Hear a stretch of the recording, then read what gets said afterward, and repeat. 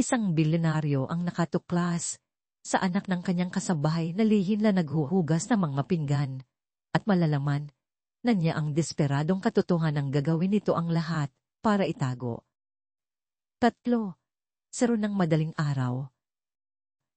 Habang naglalakad sa tahimik na mga pasilyo ng kanyang mansyon, natagpuan ng bilyonaryong si Alfonso ang isang di inaasahang tanawin sa kanyang maluwang na kusina. Si Jasmine, isang 17 taong gulang na dalaga, anak ng kanyang kasambahay, ay kinukustkos ang isang bundok ng mga pinagkainan. Namumula at gasgas na ang kanyang mga kamay, at nanlalaki ang mga mata sa takot. Dapat sana, nasa eskwelahan siya. Sa halip, narito siya, nagsisinungaling, para protektahan ang isang desperadong lihim. Ang bilyonaryo, isang taong nagpayaman sa pamamagitan ng pagbabasa sa mga tao, ay alam na hindi lang ito simpleng pagtulong ng isang anak sa kanyang ina. Ito ay isang palatandaan ng isang sakripisyong hindi pa niya lubos maintindihan.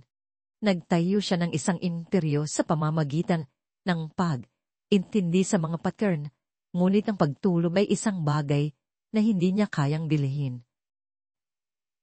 Para kay Alfonso katahimikan ng pinakamalakas na inay sa kanyang malawak at walang laman na mansyon sa Forbes Park. Ngayong gabi, ang katahimikang iyon ay nabasad. Ang malaking orasan sa pasilyo ay tumunog, 3-0 ng madaling araw. Mabigat ang bawat tunog, umaalingaw-ngaw sa mga pasilyong gawa sa marmol. Nakatayo si Alfonso sa tuktok ng ingranding hagdanan, mahigpit na nakabalot ang kanyang sedang roba. Siya ang taong nagtayo ng isang pandaigdigang imperyo sa pagbabarko. Ginawa niya ito sa pamamagitan ng paghula sa mga problema. Makikita niya ang isang bagyo sa West Philippine Sea at agad niyang malalaman kung aling 300 barko ang kailangang magbago ng ruta. Gayunpaman, hindi niya manghulaan ang solusyon sa sarili niyang insomnia. Kinuskos niya ang kanyang mga mata. Malamig sa loob ng bahay. Pabalik siya mula sa aklatan, isang makapal na libro tungkol sa kasaysayan ng Roma, ang hawak niyang hindi nabasa. Sinubukan niyang magbasa. Sinubukan niyang makinig sa musika. Sinubukan niyang magnilay. Ngunit ang kanyang isipan, ang mismong nagpayaman sa kanya, ay ayaw tumahimik. At doon niya narinig, iyon. Hindi ito isang mapanganib na tunog. Ang kanyang seguridad ay absoluto. Walang sinuman ang makakapasok sa ariyang ito. Ito ay isang maliit na tunog, isang lihim na tunog. Ang tunog ng isang basong dahang inilapag sa granite.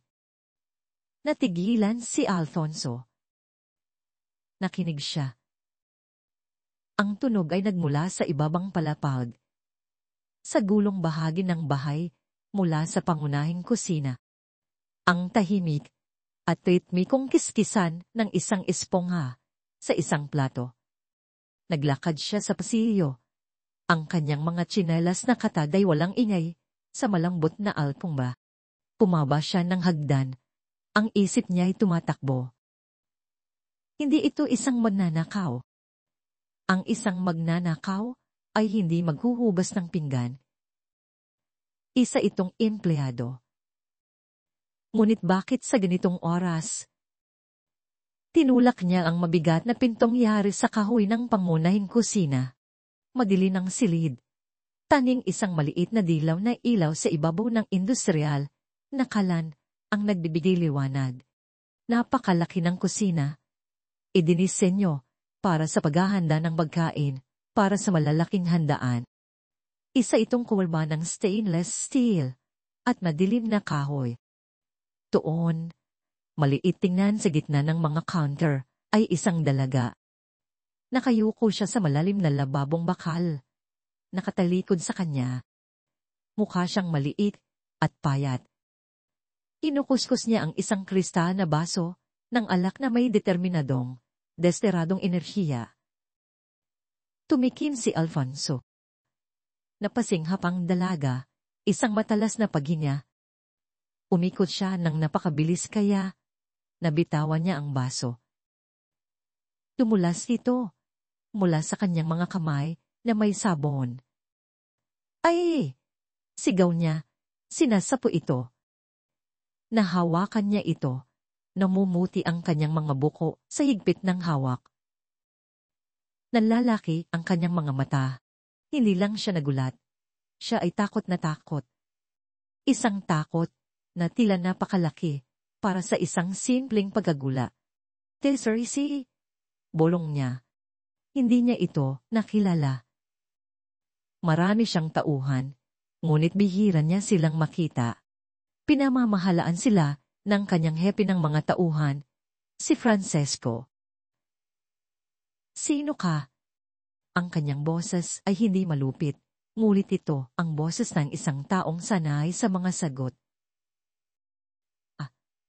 Ako po si Jasmine, sir. Jasmine Reyes. Nagmamadali niyang pinunasan ang kanyang mga kamay sa isang basahan. Ang mga mata niya ay palina.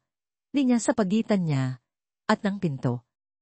Anak po ako ni Elena. Si Elena Reyes po. Yung kasambahay niyo. Biglang naalala ni Alfonso. Si Elena. Isang mabuting babae. Maaasahan, tahimik, laging propesyonal. 5 taon na si Elena sa kanya. Jasmine, sabi ni Alfonso, tuluyang pumasok sa kusina. Pinuksan niya ang mga pangunahing ilaw. Napuno ang silid ng isang matalin na puting liwanag. Nasilaw ang dalaga sa biglaang liwanag. Nakita niya ito ng malinaw ngayon. Ata pa siya, marahil 17. Nakatali ang kanyang buhok sa isang magulo at pudpud na ponytail. Ang ilang hibla nito'y dumidikit sa kanyang basang noo. Maputla siya. Ang balat sa ilalim ng kanyang mga mata ay hindi lang basta may anino. Ito ay maitim. May pasa dahil sa marinding pagod. Mukha siyang isang sundalo na ilang linggo nang nasa labanan. Anong ginagawa mo rito sa ganitong oras? Tanong ni Alfonso. Mas malumanay na ngayon ang kanyang boses. Nasaan ang nanay mo? May sakit po siya, sir, sabi ni Jasmine. Ang mga salita'y lumabas ng napakabilis, masyadong ensayado. Sipon lang po na malakas. Masama raw po ang pakiramdam niya. Aalala po siya sa mga hugasin mula sa party niyo. Sabi ko po sa kanya, ako na ang bahala para makapagpahinga siya. Tumingin si Alfonso mula sa dalaga, patungo sa lababo. Ang bak ito. Mga tira mula sa kanyang handaan para sa 30 katao. Mga plato, kawali, bandehado, 12. 12 ng baso. Ito ay isang trabahong catering. Trabaho para sa 3 tao, hindi para sa isang bata. Sipon na malakas. Ulit ni Alfonso. Tumingin siya, pabalik sa dalaga. Sinusuri ng kanyang isip ang kasinungalingan. Isa itong masamang kasinungalingan. Ang isang batang ka, edad mo, ay dapat natutulog. At ipinadala ka niya, sabi niya, ang 3, 0 ng madaling araw para gawin ang trabaho niya. Hindi po, ang boses ni Jasmine ay matalas. Biglang naging protektibo. Ang takot ay napalitan ng isang kislap ng galit. Hindi niya po ako pinapunta. Hindi niya alam na narito ako. Ako po ang pumasok. May susi po ako.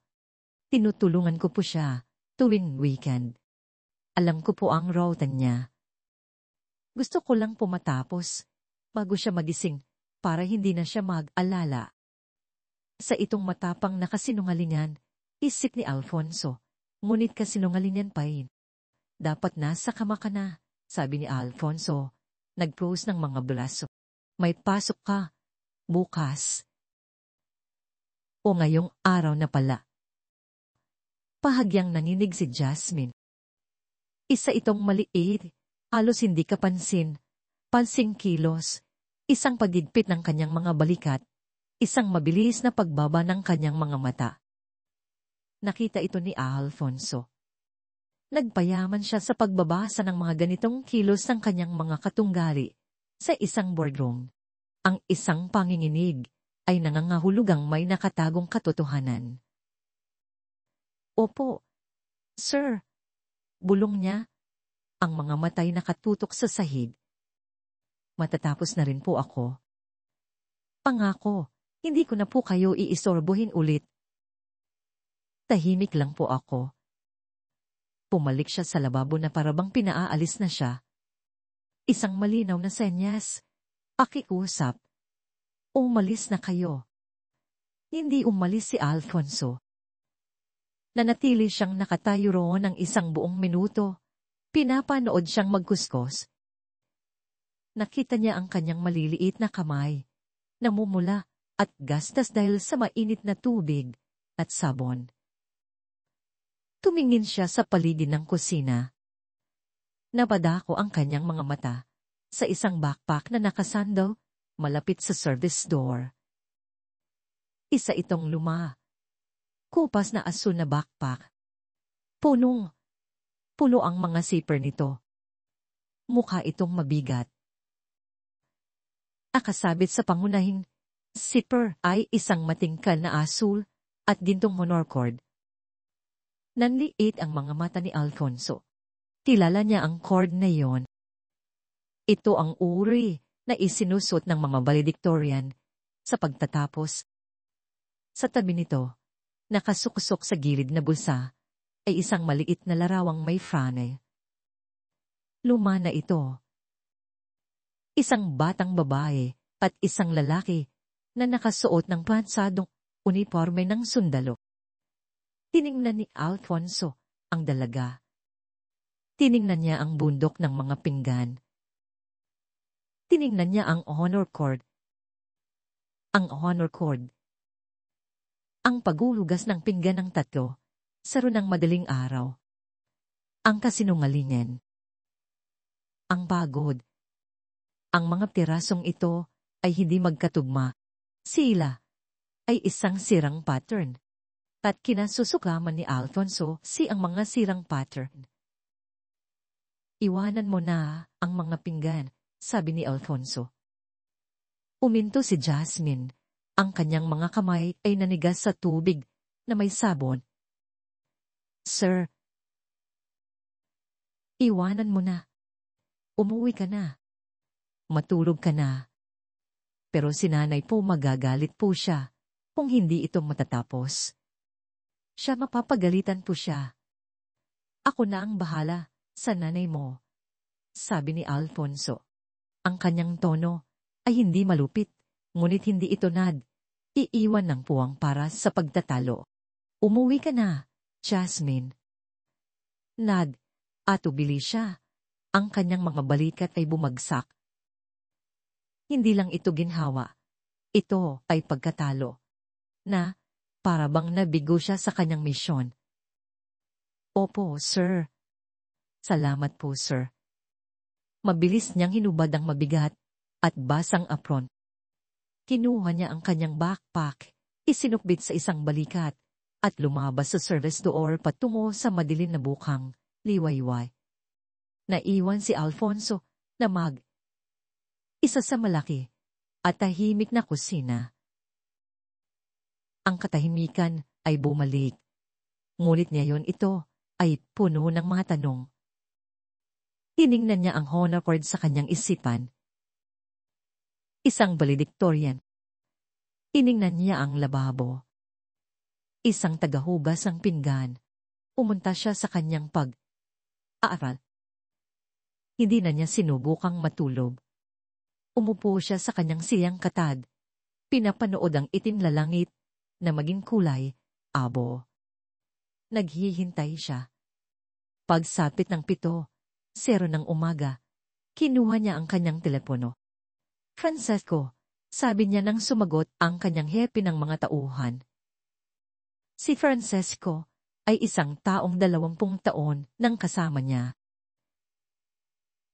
Siya ay tumpak, mahusay, at maingat.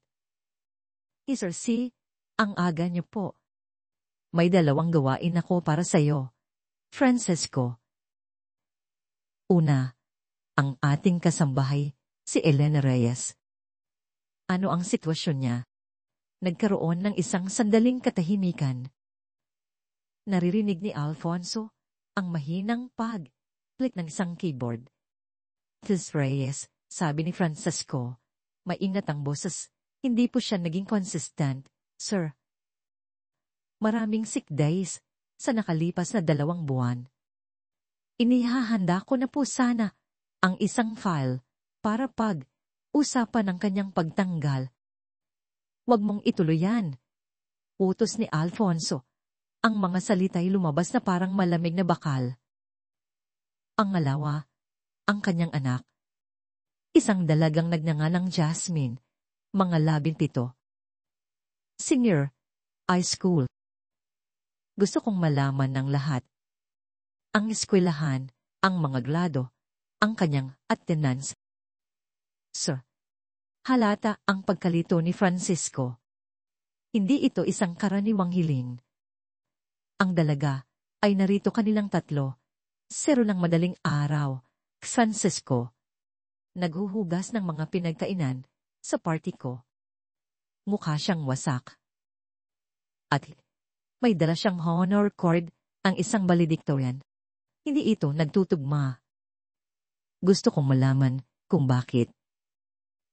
Agad po. Sir. Isa pa, Francisco. Sa backpack ng dalaga, may litrato. Isang sundalo, uniforme ng army, sa tingin ko. Alamin mo kung sino siya.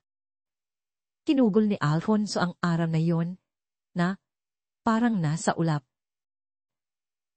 May mga pagpupulong siya tungkol sa gastos sa gasolina at mga ruta ng barko. Nakausap niya ang mga ehekutibo sa Hong Kong at London. Ngunit ang isip niya ay nasa kusina. Nakita niya ang takot sa mga mata ng dalaga. Nakita niya ang honor cord. 4:00 ng hapon, pumasok si Francisco sa kanyang aaral. May hawak siyang isang manipis na Manila folder. Si Francisco ay hindi kailanman mukhang gusot. Ngunit ngayon, mukha siyang malungkot. Mukha siyang nabigla. Sir. Inilagay niya ang folder sa makintab na mesa. Sige na. Francisco. Tama po kayo, tungkol sa dalaga, sabi ni Francisco. Pinuksan niya ang folder. Jasmine Reyes, 17, senior sa Quezon City Stans High School. Ipinakita niya ang isang papel sa mesa. Ito ay isang printout mula sa website ng paaralan. Isang nakangiting larawan ni Jasmine na may hawak na sertipiko. Hindi lang po siya isang mahusay na estudyante, sir. Siya ang valedictorian ng kanilang batch. 4. Si Rogpa. Po Academy Scholarship sa Ateneo de Manila University. Hinihintay na lang ang pagtatapos. 2 linggo na ang nakalipas siya ay pinangalan ng isa sa mga natatanging mag-aaral sa buong bansa. Tinitigan ni Alfonso ang papel. Isang natatanging mag-aaral, isinasakripisyo ang kanyang kinabukasan para maghubas ng aking mga pinggan. Iyan po, sir, mahinang sabi ni Francisco. Ang problema, nag-abot siya ng pangalawang papel. Ito ay isang formal na ulat ng attendance mula sa paaralan. Nakausap ko po ang principal sa Quezon City Science High. Naging emotional po siya. Tuwing itlay na araw na ang nakalipas, si Jasmine Reyes ay tumigil na sa pagpasok. Siya ay may narkahan para sa truancy. Nabis pong nalulungkot ang principal. Sabi niya, tinatawagan niya ang ina, si Elena, ngunit disconnected na ang numero. 25 na araw, bulong ni Alfonso. Ang timeline ay nag-click. Ang pattern ay nabubuo. Opo, sir. Lumagpas na po siya sa deadline para tanggapin ang scholarship. Kailangan ng paaralan na iulat ang kanyang truancy sa estado. Hindi siya makakapagtapos. Ang scholarship wala na. Ang sayang. Ang kahilan nito, para itong isang suntok kay Alfonso. Mas masahol pa ito sa isang batang nagbubulakbol. Ito ay isang maliwanag na ilaw na pinapatay. Bakit? Francesco? Tanong ni Alfonso. Mababa ang kanyang boses. Bakit? Ang ina, ang boses ni Francesco ay malungkot. Si Elena Reyes. Hindi po ito isang simpleng sipon. 2 buwan na ang nakalipas. Diagnose po siya na may malugha at agresibong uri ng lupus. Ang mga bagong gamot, ang espesyalista tinatanggihan ng kanyang insurance bilang experimental. Ang gastos mula sa sariling bulsa para sa pangunahing reseta ay $20 piso bawat buwan. Naramdaman ni Alfonso pang isang malamig na buhol sa kanyang tiyan. Si Elena ay tinanggal sa kanyang pangalawang trabaho sa isang dry cleaner dahil sa pag-iiban, dahil sa kanyang sakit. Ang trabaho niyo po ito, na lamang mayroon sila. Pinaputol ang telepono para makatitid. $90 piso bawat buwan, sabi ni Alfonso. Para sa kanya, wala lang iyon. Isang rounding error. Para sa kanila, ito ay isang kinabukasan. Alam ni Jasmine, sabi ni Alfonso. Nagbubulakbol siya. Pa saan? Magtrabaho. Inaalam ko pa po yan. Sabi ni Francisco. Ngunit mukhang siya na rin po ang gumagawa ng mga chef ng kanyang ina. Hindi bayad. Naglilinis ng bahay na ito para lang hindi niyo siya tanggalin. Sinusubukan niyang panatilihin ang trabaho at ang health insurance na hindi na kayang gampanan ng kanyang ina dahil sa sakit. Tumayo si Alfonso. Ang galit at lungkot ay tumataas sa kanya. Naglakad siya patungo sa bintana. Ang sundalo, Francisco. Ang litrato. Inabot ni Francisco ang huling piraso ng papel. Isa itong luma at itim at puting military filed photo. Kapitan Roberto Reyes, sabi ni Francisco. Lolo ni Jasmine. Ama ni Elena. Pero company. Philippine Army. Naglingkod ng 2 tower sa Mindanao. Lubos na pinarangalan. Pumanaw noong 20 Tiningnan ni Alfonso ang pangalan at biglang nanlamig ang kanyang dugo. Pralo Company. Lumayo siya sa bintana. Naglakad siya patungo sa isang frame na larawan sa kanyang estante. Isang larawan na matagal na niyang hindi tinitingnan. Isang grupo ng mga kabataang lalaki na nakasuot ng uniforme, nakangiti sa isang maalikabok na gubat. Ang kapatid ko, sabi ni Alfonso, halos pabulong ang boses. Ang kuya kong si Thomas. Nasa Bramo Company siya. Hindi na siya nakauwi. Tumingin si Alfonso kay Francesco, ang kanyang mga matay malinaw at kasing tigas ng yelo. Hindi ito isang empleyado, Francesco.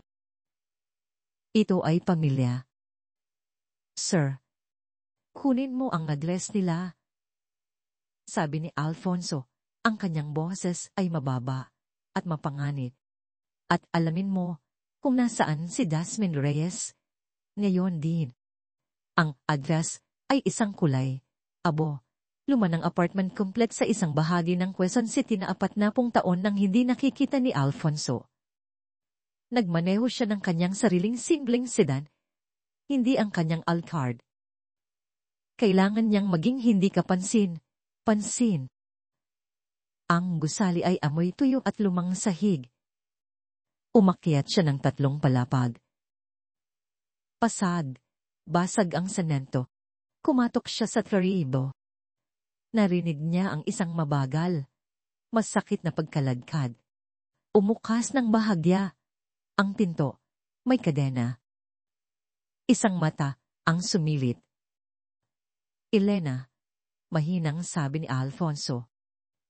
Iglang isinara ang pinto. Narinig niya ang isang pigil na hikbi. Pagkatapos ay ang kalansing ng kadena. Pumukas ang pinto. Ang babaeng nasa harap niya ay parang multo. Isang dekada siyang mas bata kay Alfonso. Ngunit mukha siyang 20 taon na mas matanda. Namamaga ang kanyang mga kamay na parang mga kuko ng ibon. Ang kanyang mukha ay kulay abo sa sakit. Nakasandal siya ng gusto sa isang metal na walker. Hindi ito ang malinis at may kakayahang babae na namamahala sa kanyang tahanan. Sir, napasinghap siya. Ang boses ay puno ng hiya. Ako tatawag po sana ako lang ako Elena. Sabi ni Alfonso. Pinipigilan siya. Pumunta ako para makita ka. Pumasok siya sa maliit at halos walang laman na apartment. Napakalinis nito, ngunit malamig. Isang maliit na electric heater ang mahinang umiilaw sa sulok. Nakita ko si Jasmine kagabi, sabi niya. Gumuho ang mukha ni Elena. Napaupo siya sa puntod na sofa. Diyos ko po. Nangako siya, sinabi ko sa kanya. Sinabi ko sa kanya kaya ko pang magtrabaho, kailangan ko lang ng ilang araw. Elena, bakit hindi mo sinabi sa akin na may sakit ka? At ano po ang sasabihin ko? Pulong niya, tumutulo ang luha sa kanyang maputlang pisngi. Ay hindi ko na kayang gawin ang trabaho ko. Na dapat niyo na akong tanggalin. Itong trabaho ito na lang ang mayroon kami. Ang insurance, ito ang nagbabayad sa mga simpleng check at sa doktor. Ito ang lahat. Ang scholarship, tahimik na, sabi ni Alfonso. Ang scholarship sa atin. Tumingala si Elena, ang kanyang mga mata ay nanlaki sa isang bago at mas matinding sakit. Ang Presidential Scholarship, isang tunog ang lumabas kay Elena. Hindi ito iyak. Ito ay isang hagulgol ng purong. Walang salang dalamhati mula sa kaibuturan ng kanyang kaluluwa. Nakita ko ang sulat. Umikbi siya. Yung galing sa Malacanang. Nakita ko sa basurahan. Sa basurahan tinanong ko siya at tiningnan niya ako ng mga walang laman at pagod na mata at sinabi niya, ano ang isang scholarship, Nay? Mababayaran ba niya ng gamot mo? Mapapanatili ba niya ng ilaw natin? Hinawakan ni Elena ang sariling buhok. Nanginginig ang kanyang mga namamagang daliri. Sinasayang niya ang lahat ng buong magandang buhay niya para sa akin, para sa 47 piso. Naramdaman ni Alfonso na nababasad ang mga piraso ng kanyang puso. Ito ay isang uri ng kahirapan na nakalimutan na niyang umiral. Ang kahirapan ng mga imposibleng pagpipilian. Nasaan siya, Elena? Nasaan siya ngayon? Nakakuha siya ng trabaho, bulong ni Elena, umiiwas ng tingin na parabang nagkukumpisal ng isang krimen. Isang tunay na trabaho. Isang night shift. Para nandito siya sa araw kung sakaling matumba ako. Ito ay sa isang kainan. Ang Starbread Eatery sa Cubao. Manatili ka rito, sabi ni Alfonso. Lock mo ang iyong pinto. Pabalik ako. Ang Starbread Eatery ay maingay, maliwanag, at amoy luma ng kape at mantika. Pakiramdam ni Alfonso ay napunta siya sa ibang planeta. Umupo siya sa isang boat sa sulok. Ang kanyang mamahaling Amerikana ay parang isang kasuotan. Lumapit ang isang waitress, mas matanda na may mabait, ngunit pagod na mukha. Anong order mo, Guy? Kapilang, barako, sabi ni Alfonso. Tiningnan niya ang paligid at pagkatapos ay nakita niya siya. Si Jasmine ay gumagalaw sa pagitan ng mga mesa. Isang mabigat na tray na kulay. Kape ang balance sa isang braso. Ang kanyang ponytail ay nakatago sa ilalim ng isang asul na hairnet. Ang kanyang uniforme ay isang sukat na mas malaki. Ang pangalang Patty ay nakaborda sa pula sa bulsa. Kumikilos siya na may malungkot na mekanikal na kahusayan. Hindi siya humingiti. Nagpupuno siya ng mga baso ng tubig, nagliligpit ng mga plato, at kumukuha ng mga order. Siya ay 17, isang pambansang aaral na may karangalan, at mukha siyang matagal nang ginagawa ito. Pinanood niya siyang napangiwi nang buhatin niya ang isang magbigat na boss, tub na puno ng mga plato. Nakita niya ang manager, isang pandak at mukhang galit na lalaki, na may maruming puting damit. Nasumigaw ng utos sa kanya. Tumango lang siya, blangko ang mukha, at nagpatuloy sa paggalaw. Para siyang nanay niya. Naisip ni Alfonso, sinusubukang huwag sumuko. Antay siya. Tinitikman niya ang kanyang kape, na mapait at matabang. Pinanood niya ito sa loob ng 20 minuto. Pinanood niya siyang tumakbo. Pinanood niya siyang subukang maging invisible. Nililinis niya ang boat sa tabi niya. Ang kanyang mga braso ay puno ng mga plato. Jasmine, sabi niya. Ang kanyang boses ay hindi malakas, ngunit tumagos ito sa ingay ng kainan. Nanigas siya. Ang kalansing ng mga plato sa kanyang kamay ay huminto. Dahan siyang lumingon, ang kanyang mga mata ay natagpuan siya sa sulok. Ang kanyang mukha ay mula sa maputla ay naging puti. Naubos ang dugo rito. Tiningnan niya siya. Tiningnan niya ang kanyang maruming uniforme. Tiningnan niya ang kalahating kain na burger sa platong hawak niya, at ang tray na puno at mabigat ay dumulas mula sa kanyang nanginginig na mga kamay. Tumama ito sa sahig na may nakabibinging pagbagsak. Nabasag ang mga plato, sumabog ang mga baso. Kumalat ang ketchup at tirang pagkain sa sahig. Tumahimik ang buong kainan. Nakatayo lang si Jasmine doon, nakatingin sa gulo, nakatingin sa kanya. Nagsimulang manginig ang kanyang mga balikat. Reyes, sigaw ng manager mula sa likod ng counter. Ang kanyang namin, tag, ay Rico. Ano sa tingin mo ang ginagawa mo? Ibabawas yan sa sahod mo. Hindi tiningnan ni Jasmine ang manager. Tumingin lang siya kay Alfonso.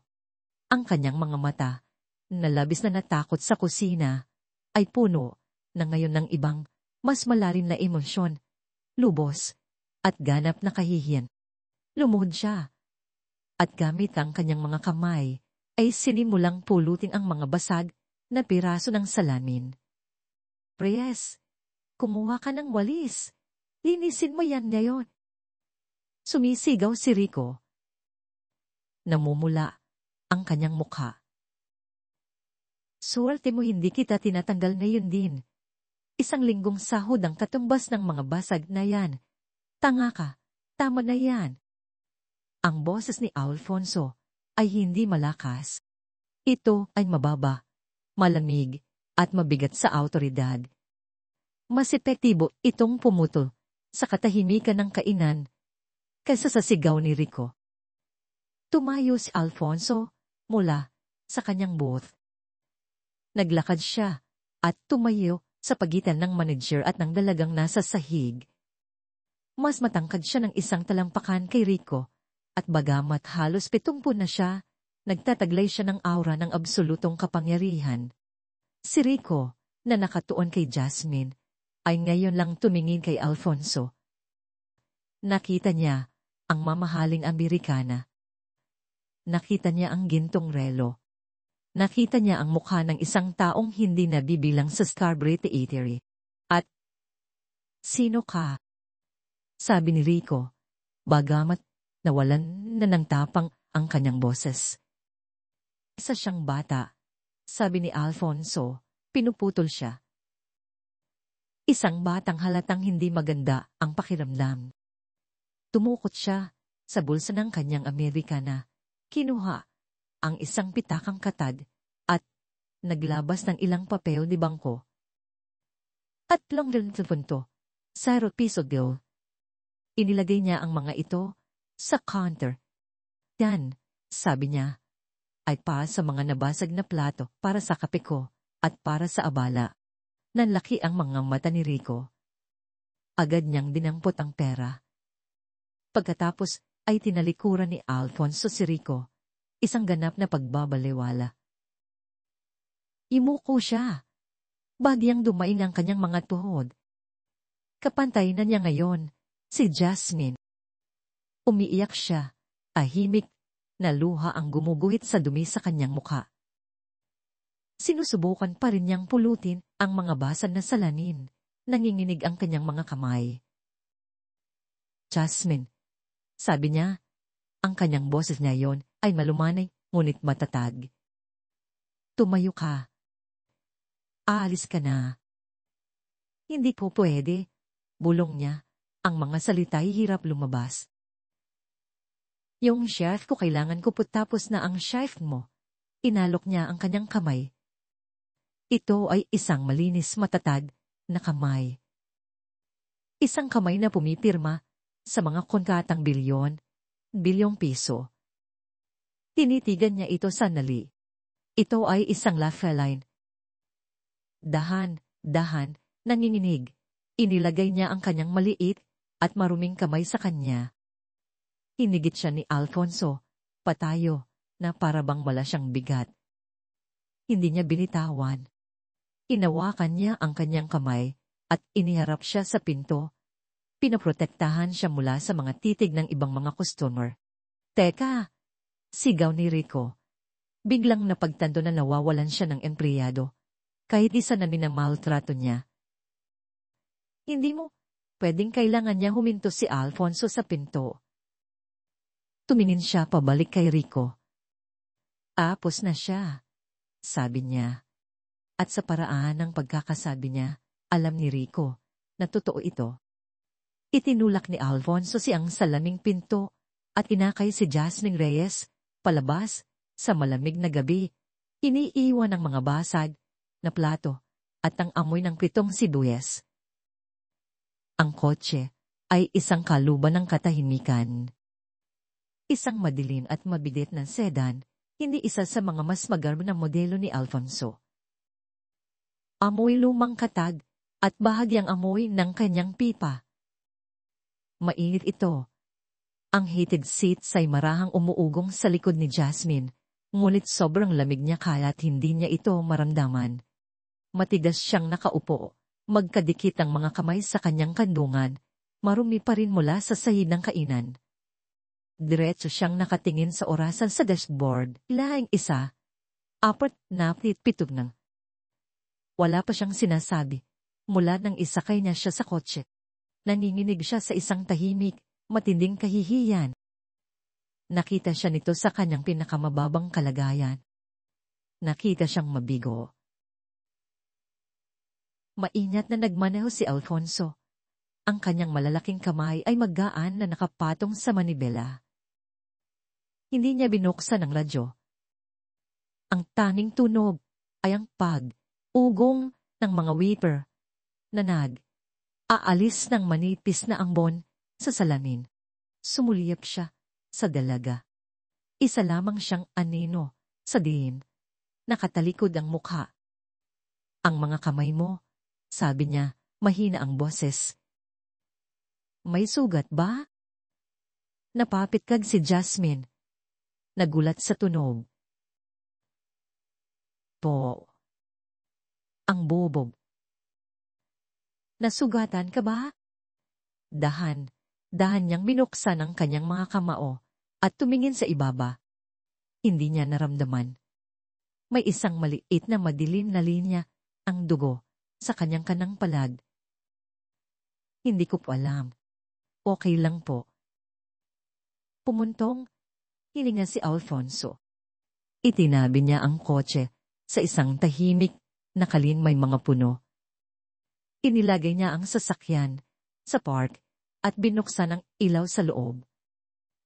Isang malambot na dilaw na ilaw, tulad ng isang lampara sa pagbabasa. Tuon niya, nakita ang dalaga. Ang kanyang mukha ay may bahid ng dumi, ang kanyang buhok ay gusot, kung saan naroon ang harnet. Ang maliit na sugat sa kanyang kamay ay dinudugo. Tumingin siya sa kanya, nanlalaki ang mga mata. Anong ginagawa niyo po? Mahapdi to, sabi niya. Hindi niya sinagot ang tanong. Inabot niya ang glove compartment. Ang kanyang kotse ay tulad ng kanyang buhay, organisado. Kinuha niya ang isang maliit na itim na first aid kit. Pinuksan niya ito, kumuha ng antiseptic, wipi, at isang benda. Akin na ang kamay mo, utos niya. Hindi po, okay lang po talaga. Nadudumihan ko po ang kotse niyo. Sinubukan niyang itago ang kanyang mga kamay sa ilalim ng kanyang mga hita. Jasmine. Ang kanyang boses ay malumanay, ngunit mayroon itong baka tulad noong nasa kainan sila. Akin na ang kamay mo, atubili siya. Pagkatapos ay dahan, at ubiling iniabot ang kanyang nanginginig na kamay. Kinuha niya ito. Ang kanyang kamay ay naihit at nakakagulat na malambot, ngunit ang kanyang hawak ay matatag. Hawak niya ang maliit at magdaspang na kamay ng dalaga.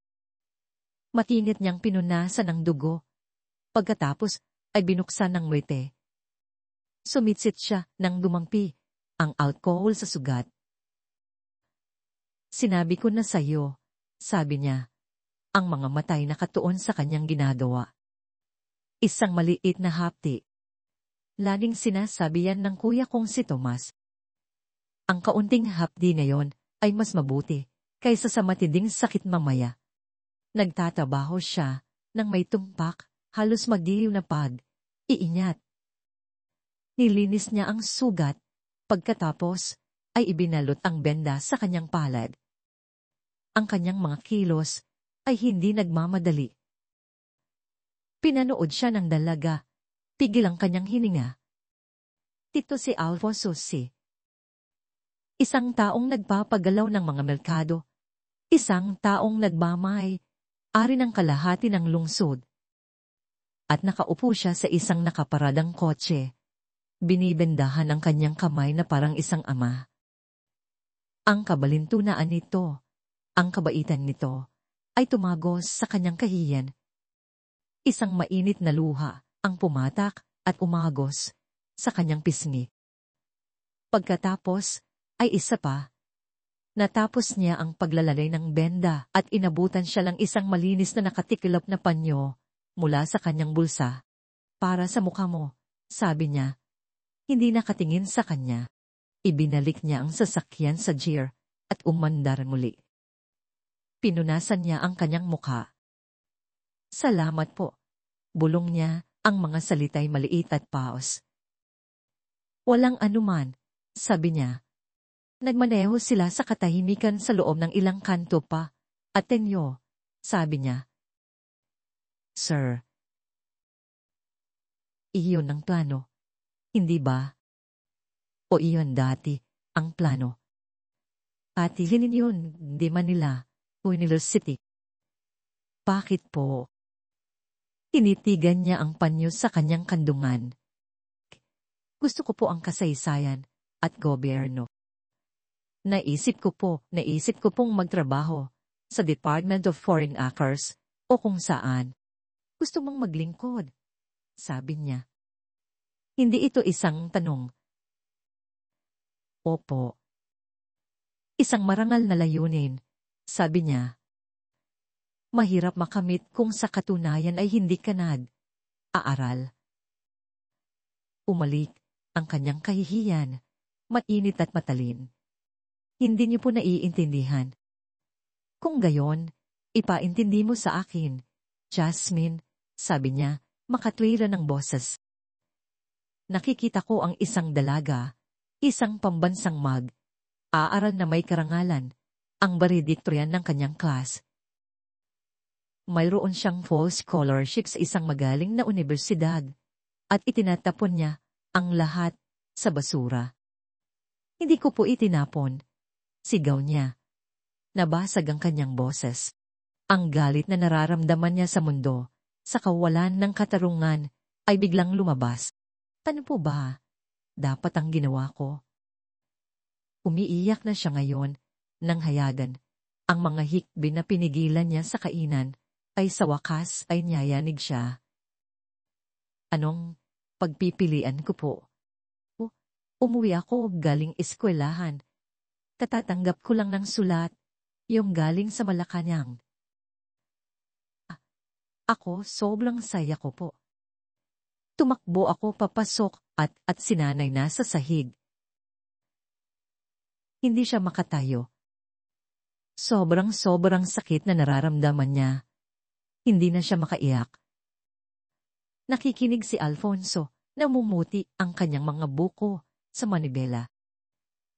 Sinabi ng doktor, lupus daw po. Ang luma niyang gamot ay hindi na gumagana. Kailangan niya daw po ng bago, isang espesyalista. At ang insurance, hindi nagbabayad. Natiswadi punto. 0 piso po batuan, para lang sa mga tileta. Hindi pa po kasama doon ang doktor o ang mga test. Pinunasan niya ang kanyang ilong gamit ang panyo. Wala nang pakialam sa itsura. Natanggal siya sa isa pa niyang trabaho. Itong trabaho sa bahay niyo, ito na lang po ang mayroon kami. Nakita ko siyang sinusubukang kuskusin ang sahig at umiyak na lang siya dahil sobrang namamaga ang mga kamay niya. Matatanggal na po sana siya. Mawawala po ang apartment namin. Mawawala po ang lahat. Tumaba ang kanyang boses sa isang bulong. Kaya itinapon ko po ang sulat. Tumawag ako sa eskwelahan at sinabi kong hindi na ako babalik. Kinuha ko ang telepono niya. Binlock ko ang numero ng prinsipal. Kailangan ko pong gawin para hindi niya matawagan si nanay. At nagsimula kang magtrabaho, sabi ni Alfonso. Kailangan ko pong takpan ng mga chefs niya sa bahay niyo. Libre, para lang hindi malaman ni Francisco na may sakit siya. At nakuha ko ang trabaho sa kainan. Ang night shift. 20 punto. 0 piso po kada oras. Iipon po ako para sa gamot. Halos sapat na po. 1 linggo na lang po sana ang kailangan ko. Naubos na siya. Ang pag-amin ay nag-iwan sa kanya ng hungkag na pakiramdam. Isinandal niya ang kanyang ulo sa malamig na salamin ng bintana. Ayoko po, bulong niya. Ayoko po nito, pero mahal ko si nanay. Hindi ko kayang pumasok sa klase ng kasaysayan. Hindi ko kayang magsulat ng mga papel tungkol sa patakaran habang nawawala si nanay. Ano po ang silbi ng isang scholarship kung mawawala sa akin si nanay? Tahimik si Alfonso. Nagmaneho siya. Pinoproseso niya ito. Hindi ito isang dalagang nagbubulakbol. Ito ay isang sundalo. Isang sundalong gumagawa ng isang taktikal, terrible na desisyon. Isang sundalo sa isang talunang laban. Uminto siya sa harap ng kanilang kulay. Abong gusali ng apartment ang parehong binisita niya kaninang hapon. Kamukha mo ang nanay mo, sabi niya. Po. Nagsinungaling din siya sa akin. Sabi niya, lumingon sa kanya. Sinubukan niyang itago ang kanyang sakit para protektahan ang kanyang trabaho. Para protektahan ka. Nagsinungaling ka sa akin para protektahan siya. Pamilya, kayo ng mga sinungaling. At pareho, kayong napakahina pagdating diyan. Isang maliit, basang ngiti ang halos sumagi sa kanyang mga labi. Pareho rin kayong napaka, proud, sabi niya. At ang pride ninyo ang sumisira sa iyong kinabukasan. Ito ang sumisira sa kalusugan ng iyong ina. Problema po namin ito, sir. Babayaran ko po kayo para sa mga plato. Hindi ko po alam kung paano tigilan mo na ang pag-uusap tungkol sa mga plato, sabi niya, may inis sa kanyang boses. Walang halaga ang mga plato. Walang halaga ang kainan. Walang halaga ang our notified punto, 0 piso. Mahalaga po iyon sa anin. Hindi iyon mahalaga, ulit niya, at sa pagkakataong ito, ang kanyang boses ay absoluto. Umaba ka ng kotse. Pupuntahan natin ang nanay mo. Ang pag-akyat sa 3 palapag ng hagdan ay iba na ngayon. Nasa unahan si Jasmine. Bagsak ang mga balikat sa pagkatalo. Nasa likuran si Alfonso, isang matatag at hindi matinag na presensya. Nahirapan si Jasmine sa susi dahil sa kanyang kamay na may benda. Sa wakas ay nabuksan niya ang pinto. Madilim ang apartment. Angin ng mahinang electric heater ang nagbibigay liwanag. Nakaupo si Elena sa sofa, balot sa isang manipis na kumot. Ang kanyang mukha ay isang maskara ng purong takot. Malinaw na naghihintay siya sa pinto. Iniisip ang bawat posibleng masamang mangyayari. Nang makita niya si Jasmine sa maruming uniforme ng kainan, napasinghap siya. Jasmine, anak, anong nangyari? Nasaktan ka ba? Pagkatapos ay nakita niya si Alfonso na nakatayo sa may pintuan sa likod niya. Ang mukha ni Elena ay mula sa takot ay naging isang malalim at matinding kahihiyan. Sinubukan niyang tumayo para maging kasambahay, ngunit masyadong mahina ang kanyang mga binti. Napaupo siya, pabalik. Sir C, bulong niya, basag ang boses. Hindi ko po alam ang sasabihin siya nagtrabaho siya ng night shift sa isang kainan, sabi ni Alfonso, pumasok sa maliit na silid. Para bayaran ang gamot mo. Ang gamot na hindi mo sinabi sa akin na kailangan mo. Ang katotohanan ay nakabitin sa malamig na hangin, tahasan at pangit. Tumingin si Elena kay Jasmine. Tumingin si Jasmine sa sahig. Sinabi mo sa kanya. Pulong ni Elena sa kanyang anak. Nandoon po siya, Nay. Sa kainan. Nabitawan ko po ang isang guy. Nabasag ko po ang lahat. Patawad po, Nay. Patawad po. Gumuho ang mga depensa ni Jasmine. Tumakbo siya sa sofa at bumagsak. Isinubsob ang kanyang ulo sa kandungan ng kanyang ina. Umahagulgol. Niyakap siya ni Elena. Ang kanyang sariling namamaga at masakit na mga kamay ay hinahaplos ang kanyang buhok. Tumingala siya kay Alfonso na nakatayo sa kanila na parang isang hukom. Pakiusap po, pagmamakaawa ni Elena. Tumutulo ang luha sa kanyang mukha. Pakiusap. Huwag niyo po siyang parusahan. Kasalanan ko po. Lahat po ng ito. Nagkasakit po ako.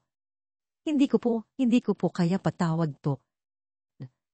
Babayaran ko po kung ano man ang nabasag niya. Magtatrabaho po ako ng libre. Pakiusap lang po. Huwag niyo pong tawagin ng pulis. Huwag niyo pong saktan ng anak ko. Tiningnan ni Alfonso ang dalawang babae na magkayakap sa gitna ng utang, sakit, at takot. Naramdaman niya ang isang biglaang, matinding kirot sa kanyang dibdib. Hindi ito ang kanyang puso. Ito ay isang bagay na mas luma. Ito ang alaala ng kanyang sariling ina matapos dumating ang telegrama. Ang alaala ng isang bahay na may lahat ng tara sa mundo, ngunit walang kagalakan. Saktan siya. Sabi niya, ang kanyang boses ay mas malumanay kaysa sa kanyang inaasahan. Elena, hindi ako narito para saktan siya. Narito ako para pigilan kang saktan siya. Tumingala si Elena. Nalilito. To? Ang iyong pride. Ang kanyang pride. Hinahayaan mong sirain niya ang kanyang buong buhay, ang kanyang buong makinang na buhay, dahil masyado kang proud para humingi ng tulong. Tulong. Sabi ni Elena, na para bang banyaga ang salita.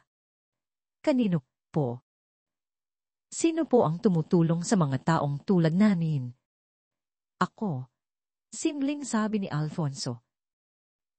Naglakad siya patungo sa iisang pudpud na armchair at umupo. Hindi na siya ang anyang bilinaryo. Isa na lamang siyang matandang lalaki sa isang maliit at malamig na silid. Ito ang mangyayari, sabi niya. Hindi siya nagtatanong. Sinasabi niya ang mga katotohanan. Bukas ng umaga, may darating na kotse. Dadalhin ka, Elena, sa Luke's Medical Center. Nakausap ko na ang isang doktor doon, si Dr. Alvarez. Siya ang pinakamahusay na espesyalista sa bansa para sa iyong kondisyon. Matagal ko na siyang kaibigan. Nakatitig si Elena sa kanya. Nakabuka ang bibig. Hindi po pwede ang gastos. Hindi ko po kaya hindi mo uusapan ang gastos, sabi ni Alfonso. Uusapan mo ang iyong kalusugan. Lahat. Ang transportasyon, ang paggamot, ang gamot. Ay ayos na. Payad na. Pero bakit po? Itinaas niya ang isang kamay. Hindi pa ako tapos. Jasmine. Itinaas ni Jasmine ang kanyang mukha na may bahid ng luha mula sa kandungan ng kanyang ina. Ang aking assistant, si Francisco, ay pupunta sa Quezon City Science High School ng 8, sa Roam. Makikipagkita siya sa iyong prinsipal. Ipaliwanag niya ang family emergency na naging dahilan ng iyong pagliban. Ipaliwanag niya na kukunin mo ang iyong mga final exam. Makakapagtapos ka. Ang iyong truancy record ay itatama.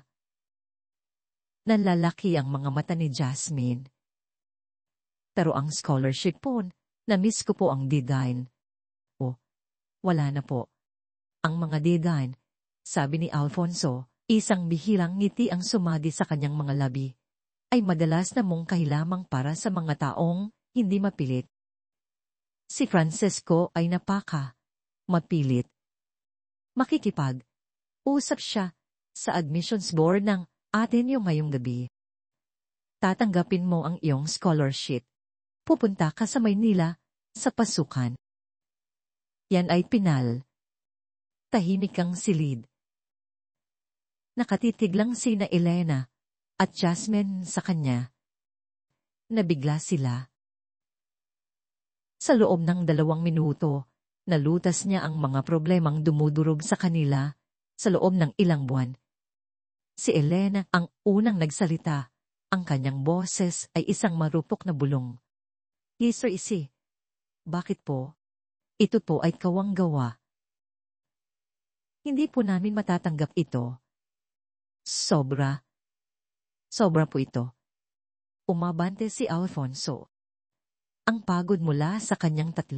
Siro. Ang na-insomnia ay bumalik. Ngunit ito ay ibang uri ng pagod. Hindi ito kawang gawa, Elena. Tiningnan niya siya. Ang kanyang mga mata ay hinahanap ang kanyang mukha. Pumunta ako rito kaninang hapon. Nakita ko ang apartment niyo. Nakita ko ang isang litrato sa tabi ng inyong pinto. Napatingin si Elena sa maliit at magulong sagteboy. Isang litrato.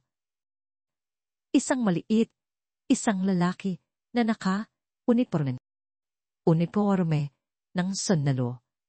Napahawak si Elena sa kanyang lalamunan. Ang tatay ko po. Si tatay. Si Roberto Reyes, sabi ni Alfonso. Opo, sabi ni Elena. Ang kanyang boses ay puno ng pagmamalaki ng isang anak. Kapitan Roberto Reyes. Dahang tumango si Alfonso. Alam ko na, bulong niya. Inisip ko, pero kailangan kong makasiguro. Kilala niyo po ang tatay ko? Hindi, sabi ni Alfonso. Hindi ko kailanman natamo ang karangalan. Ngunit narinig ko ang tungkol sa kanya. Uminpo siya, pinagsasama, sama ang mga salita. Ito ay isang kuwentong hindi niya naikwento sa loob ng 5 taon. Mayroon akong kuya, sabi ni Alfonso. Ang kanyang boses ay malayo, ang kanyang mga mata ay nakatingin sa dingding, sa nakaraan. Ang pangalan niya ay Tomas. Si Tammy. Siya ang lahat ng hindi ako. Maingay siya, at masayahin, at matapang. Ako hinahangaan ko siya. Nakinig sina Jasmine at Elena, hindi gumagalaw. Nasa kolehiyo ako,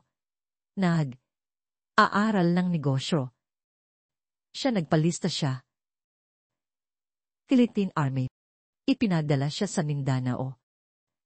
Bravo Company. Nanlaki ang mga mata ni Elena. Iyon ang kumpanya ng tatay ko. Oo, sabi ni Alfonso, ang iyong ama, ang kanyang kapitan. Si Tam may hindi na siya nakauwi. 20 taong gulang pa lang siya. Iyon sinira nito ang aking ina. Sinira nito ang aming pamilya. Tumingin siya sa kanyang sariling mga kamay. Ang mga kamay na nagtayo ng isang imperyo. Pagkatapos mangyari iyon, ang aking ina nawala na lang siya. Ngunit pagkatapos ay may dumating na sulat. Mula ito sa isang Kapitan Roberto Reyes. Mula sa iyong ama. Sumulat siya tungkol kay Kani. Sinabi niyang matapang ang kapatid ko. Ikinuwento niya kung paano iniligtas ng aking kapatid ang 2 pang lalaki. Sinabi niya sa aking ina na hindi iisa si Tammy. Na siya na hinawakan niya ang kanyang kamay. Sinabi niya sa kanya na ipinagmamalaki niyang nakasama siya sa serbisyo. Kinailangan huminto ni Alfonso. Tumikhim siya. Sumulat siya ng 3 beses, Elena, sa isang babaeng hindi niya kilala, tungkol sa isang batang nawala sa kanya. Ang mga liha na yun lang ang nagpanatiling buhay sa aking ina. Sila ay isang regalo. Isang regalo ng kapayapaan. Ibinalik niya sa amin ang aking kapatid.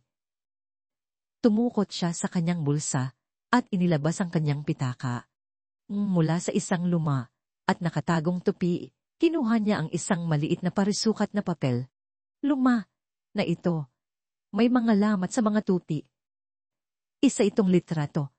Ang parehong nasa kanyang istante. Isang grupo ng mga kabataang lalaki sa gubat.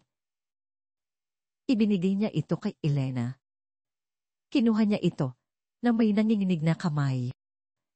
Nakita niya ang isang grupo ng mga pagod at nakangiting mga binata at sa gitna, isang binata na may mabait at matatag na mukha. At sa tabi niya, isang mas matangkad at nakanisin binata na nakaakbay sa kanya. Si tatay, bulong ni Elena, ang kanyang daliri ay gumuguhit sa mukha. At iyan, sabi ni Alfonso, itinuturo ang nakanising binata, ay ang kapatid kong si Tammy. Sumilip si Jasmine, nanlalaki ang mga mata. Nakita niya ang kanyang lolo na bata at masigla. Isang taong kilala lamang niya bilang isang matanda at tahimik na lalaki ng amoy tabako. Ang iyong ama, sabi ni Alfonso, ang kanyang boses ay puno ng emosyon, ay hindi iwan ng sinuman. Hindi ang kanyang mga tauhan, kahit ang kanilang alaala. Tumingin siya kay Jasmine. Nakita niya ang kanyang maputla at pagod na mukha. Nakita niya ang kanyang honor cord. Nakita niya ang mga mata ng kanyang lolo. Napakayaman kong tao sa loob ng napakatagal na panahon, sabi ni Alfonso. Ngunit palagi akong may dalang utang na hindi ko mabayaran. Isang utang sa iyong ama.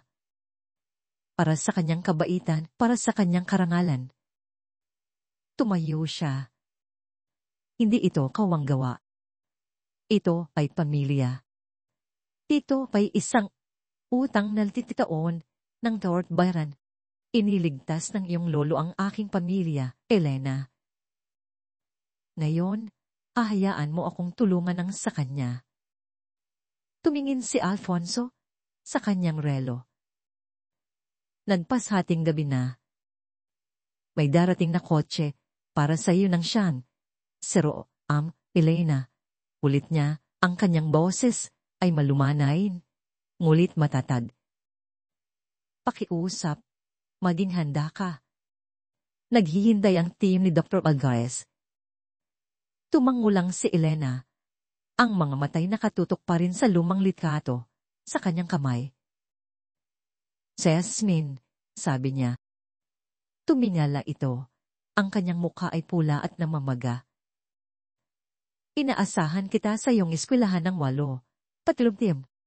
Sasalubungin ka ng aking assistant na si Francesco. Papasok ka. Kakausapin mo ang iyong principal at aayusin mo ang pagkuha ng iyong mga final test. Opo, sir. Bulong niya. Mabuti. Naglakas siya patungo sa pinto. Pagkatapos ay huminto.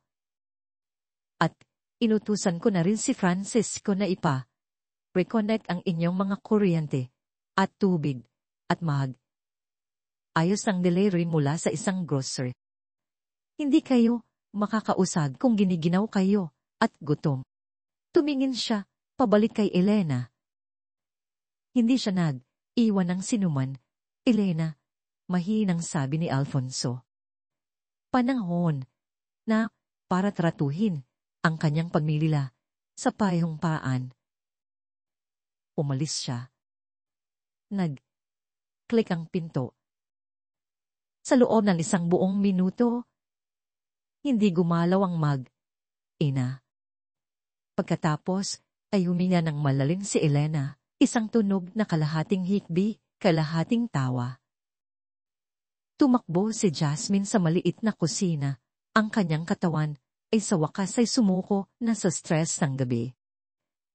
Nang matapos siyang manginig, naroon si Elena, nakasandal sa kanyang walker. May hawak na isang basong tubig. Nay, bulong ni Jasmine, ang kanyang lalamunan ay paos. Totoo po ba ito? Tumingin si Elena sa paligid ng maliit at malamig na apartment. Tiningnan niya ang mga diskoneksyon, notice, ang sirang uniforme ng kanyang anak mula sa kainan. Pagkatapos ay tiningnan niya ang 50 aong gulang na litrato sa kanyang kamay. Sa tingin ko, anak, sabi ni Elena, naninginig ang boses. Sa tingin ko, iniligtas tayo ng lolo mo. Ang sumunod na 2 linggo ay isang malabong panaginip. Para itong panunood ng isang buhay na muling itinatayo ng isang hindi nakikita, mahusay na grupo. 8:30 ng umaga, sinalubong ng isang nanginginig na si Jasmine si Francisco sa Quezon City Sense High. Isa siyang lalaking nakasuot ng simple, ngunit perpektong suit. Kalmado siya, profesional, at inasikaso ang lahat. Lumabas ng kanyang opisina, si Mrs. Dillon, ang prinsipal, ang kanyang mukha, ay pinaghalong aalala at ginhawa. Jasmine, Kiya. Alala ka ni sayo, isang medical emergency po sa pamilya. Mrs. Dillon, mahinahong sabi ni Francisco, inaabot sa kanya ang isang folder. Si Jasmine po ang naging pangunahing tagapag-alaga ng kanyang ina. Narito po ang mga dokumento mula sa Luke's Medical Center. Tiningnan ng principal ang mga sulat. Ang pagiging istrikto ng administrator ay napalitan ng malalim na simpatiya. Ay, kawawa ka naman, sabi niya kay Jasmine. Bakit hindi ka nagsabi? Hindi ko po alam kung paano, bulong ni Jasmine. Naayos na po ngayon, sabi ni Francisco. Kailangan lang po nating ayusin ang kanyang mga final examination. Oo naman, oo. Kahit kano. Habang nasa eskwelahan si Jasmine, ibang kotse ang dumating para kay Elena. Takot na takot siya, ngunit sa Luke's naghihintay ang mga nurse. Alam nila ang kanyang pangalan. Si Dr. Alvarez, isang mabait na lalaki na may mainit na mga mata, ay umupo kasama niya ng 1 oras. Kagaling ka, sabi niya. Ang trabaho mo ay magpahinga. Sa unang pagkakataon sa loob ng 1 taon, natulog si Elena Reyes nang walang sakit at walang takot. Sa apartment, bumalik ang kuryente. Ang gas heater ay umandar, nagpapainit sa mga silid. Tumating ang isang grocery service na may mga kahon ng pagkain. Tunay na pagkain. Umupo si Jasmine sa kanyang maliit na mesa. Bukas ang kanyang mga lumang aklat. Aral siya. Kinuha niya ang kanyang mga pagsusulit. Ang mga salita sa pahina ay hindi na isang paalala ng isang buhay na nawala sa kanya. Sila ay isang mapa. Ang araw ng pagtatapos ay maliwanag at mainit.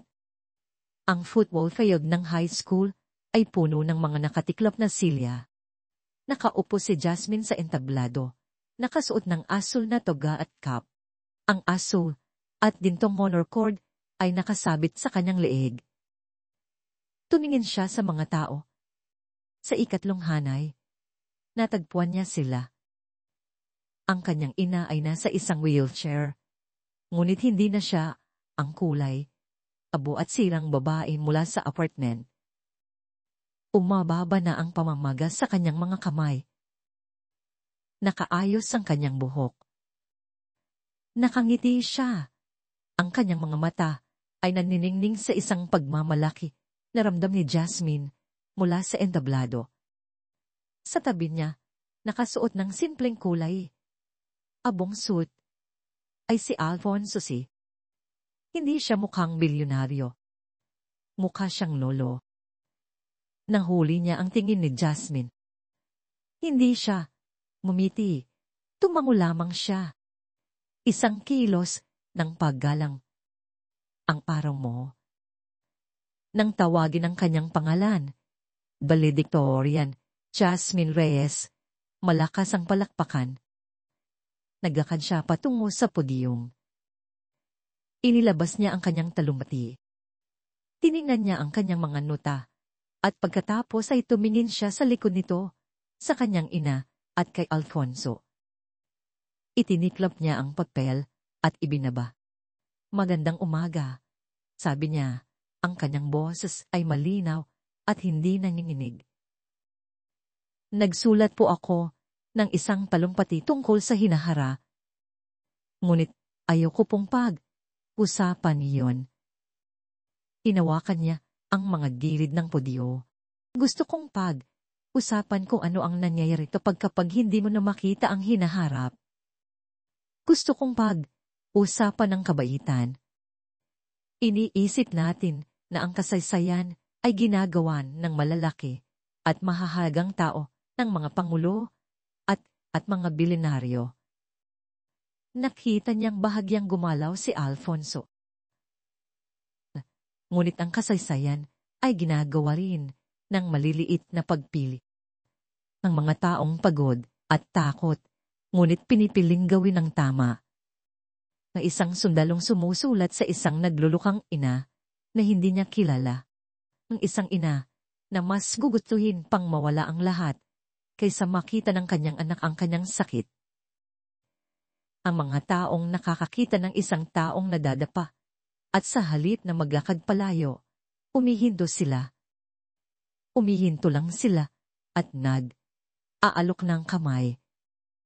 Ang kanyang mga mata ay nakatutok sa kanyang ina. Ang aking kinabukasan, hindi ito sa akin. Ito ay binili para sa akin. Pinili ito ng aking lolo 8 taon na ang nakaliras. Pinili ito ng aking ina na isinakripisyo ang kanyang kalusban para sa akin. At ito ay ibinalik sa akin ng isang taong nakakaintindi na walang sinuman ang dapat iwanan. Huminga siya. Pinabati ko ang aking klase. Nagtagumpay tayo, ngunit huwag lang kayong maging matagumpay. Maging mabait kayo. Ganyan ninyo binabago ang mundo. Salamat po. Tahimik ang field. Pagkatapos ay nagsimula ang palakpakan. Hindi ito magalang. Ito ay isang dagunbong. Tumayo ang kanyang mga kaklase. Tumayo ang kanilang mga magulang. Umiyak si Mrs. Dizon. Umahagulgol si Elena. Tinatakpan ang mukha. Hinihimas ni Alfonso ang kanyang balikat. Seryoso ang kanyang mukha. Ngunit ang kanyang mga mata ay nagniningning.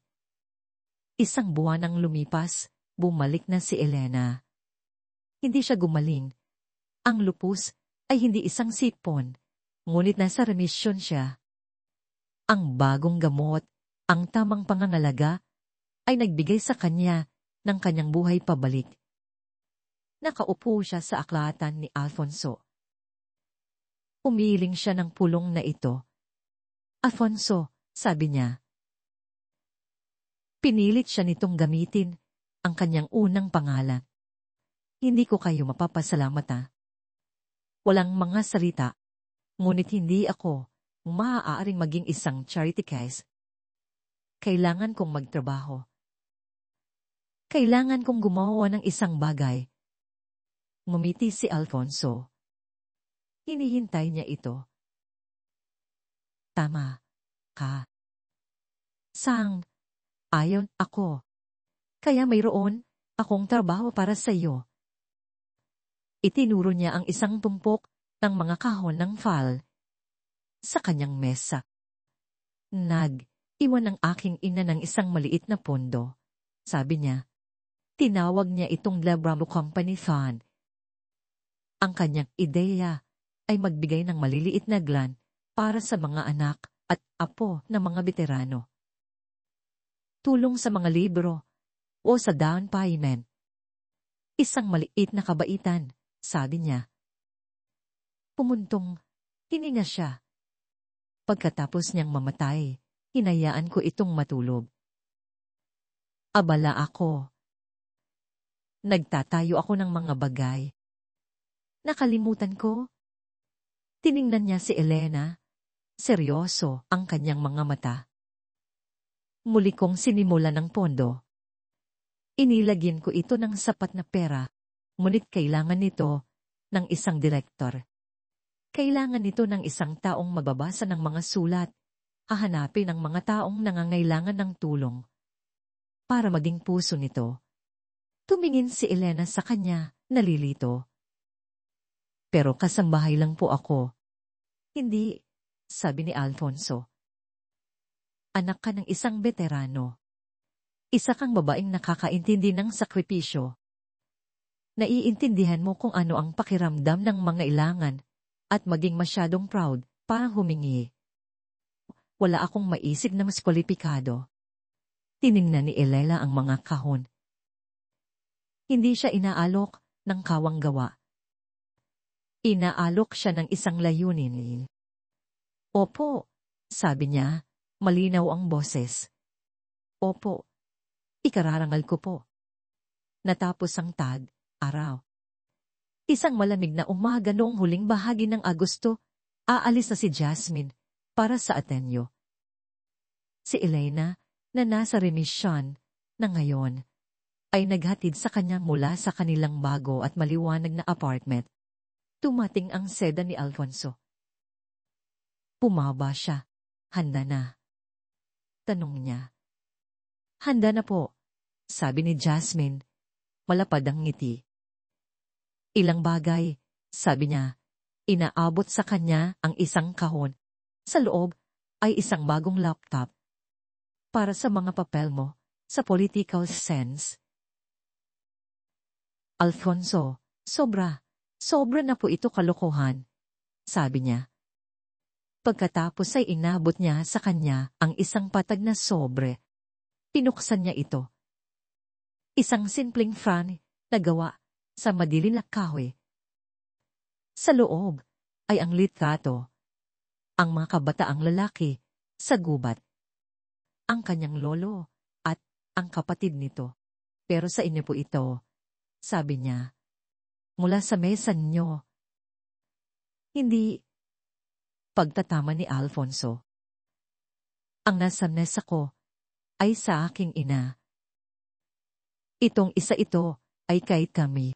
Nasa pitakan niya ito nang ipadala ang kanyang mga gamit pa uwi. Nasa isang kahon lang ito. Sa tingin ko, gusto niyang ikaw ang magkaroon nito. Para maalala mo kung saan ka galing. Napuno ng luha ang mga mata ni Jasmine. Niyakap niya siya. Hindi ito isang maliit, mahiyain na yakap. Ito ay isang tunay, nagpapasalamat na yakap. Salamat po, bulong niya. Para sa lahat.